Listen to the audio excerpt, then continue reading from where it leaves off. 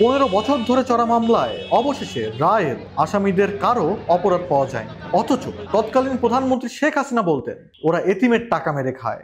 বিদেশ থেকে টাকা এসেছে এতিমের জন্য, সেই এতিমের টাকা এতিমের হাতে আর যায় নাই, সব নিজেরা পকেটস্থ করেছে।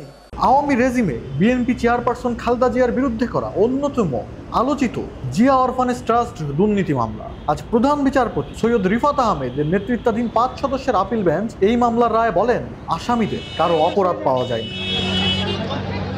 বিএনপি চেয়ারপারসন খালেদা জিয়া, তারেক রহমান সহ সবাই খালাস পেলেন। আওয়ামী আমলে আলোচিত 2 মামলায় দোষী সাব্যস্ত হওয়া বিএনপি চেয়ারপারসন এখন নির্দোষ প্রমাণিত হওয়ায় তার নির্বাচন করতে বাধা থাকলো না। ফিরে দেখা যাক এই মামলার তারিখ রেখা। জিয়া অরফানেজ ট্রাস্টের 2,10,71,643 টাকা আত্মসাতের অভিযোগে 2007 সালের 3রা জুলাই রমনা থানায় মামলা দায়ের করেন দুর্নীতি দমন কমিশনের উপপরিচালক হারুনার রশিদ।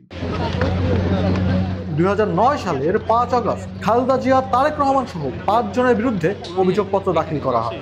একই বছরের 7 সেপ্টেম্বর এই মামলার অভিযোগপত্র গ্রহণ করে ঢাকা মহানগর দায়রা জজ আদালত। 2018 সালের 8 ফেব্রুয়ারি ঢাকার একটি বিশেষ আদালত জিয়া অরফানেজ ট্রাস্ট মামলায় খালেদা জিয়ার 5 বছরের কারাদণ্ড দেন। 10 বছর করে কারাদণ্ড দেওয়া হয় তারেক রহমান সহ 5 জনকে।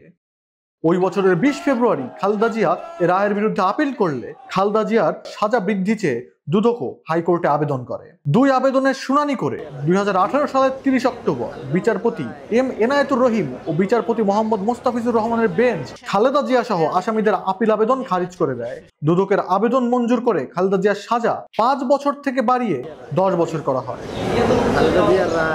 ওই রায়ের বিরুদ্ধে আপিলের অনুমতি চেয়ে 2019 সালের 14 মার্চ আপিল বিভাগে আবেদন করেন খালেদা জিয়া।